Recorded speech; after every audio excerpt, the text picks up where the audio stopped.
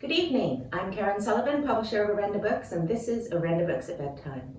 Tonight we're travelling to Hull to hear from the amazing Louise Beach, and she's going to be reading to you from I Am Dust. Now, this is the 6th book that we published by Louise Beach. Her writing is mesmerising, it's beautiful, it's emotive, and I defy you not to cry when you read any one of her books. In fact, I thought she'd managed to get me through the book without tears until the penultimate scene, which had me in floods.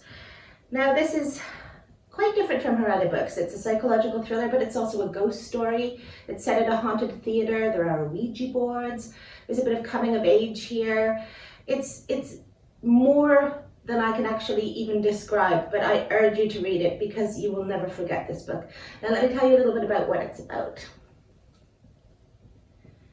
The Dean Wilson Theatre is believed to be haunted by a long-dead actress singing her last song, waiting for her final cue, looking for her killer.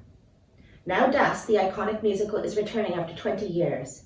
But who will be brave enough to take on the role of the ghostly Esme Black, last played by Morgan Miller, who was murdered in a dressing room?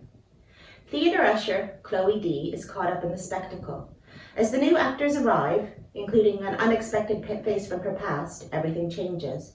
Are the eerie sounds and sightings backstage real, or are they just her imagination? Is someone playing games?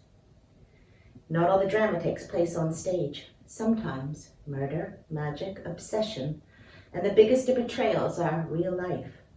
When you're in the theatre, shadows, you see everything. And Chloe has been watching. Now over to Louise. Good evening everyone, and welcome to Orenda's return of bedtime stories, and I'm going to do you a little reading from the haunting I Am Dust. It's quite sad at the moment because obviously this book was inspired by the fact that I work in a theatre, and obviously with the way the world is at the moment, with big events cancelled, things shutting down. I'm not working at the theatre at the moment. I miss it dearly. But obviously every time I read from this book, I'm taken a little bit back to, I suppose, the old world. So yes, I'm going to read you a scene featuring the main character, Chloe, who is a young woman who's beginning to realise that the powers that she witnessed as a teenager while doing an Ouija board actually come from within, and that perhaps she is the one who, in a way, is in charge of her own destiny and who has all the answers. So this is a little moment from I Am Dust. Chloe walks to the centre stage and faces the rows of empty seats, gentle rays from the night lamp, which is always on, flickering over them. She looks behind her at the swathes of black curtain shrouding the brick wall, rows of tall, still witches waiting to cast a spell. There is nothing like it, being on stage. That gut-churning fear before going on, the buzz from an appreciative audience, the feeling of being bigger and brighter than any star in the galaxy, the relief afterwards. Chloe has only experienced it on an amateur set, only stood here and imagined it in a theatre like this. How must Morgan Miller have felt? The weight of that expectation on opening night, the thrill of being the chosen one, the fear of forgetting those infamous lines, the relief at those early rave reviews, the glory of success. And then it was over. Then she died. Chloe should go. She turns, but something stops her.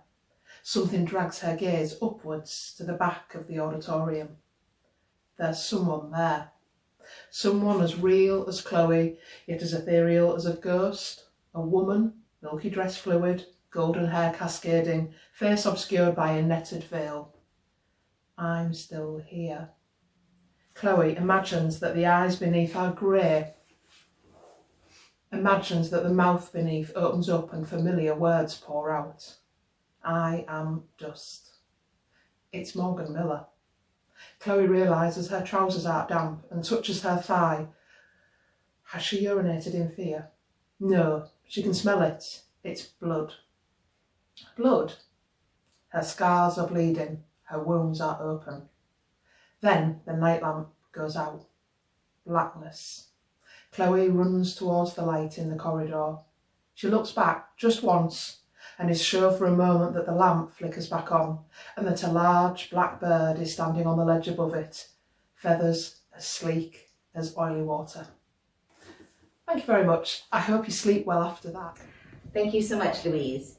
I Am Dust, this beautiful psychological thriller, is on special offer on Kindle and at Apple ebook store, and I really urge you to get it.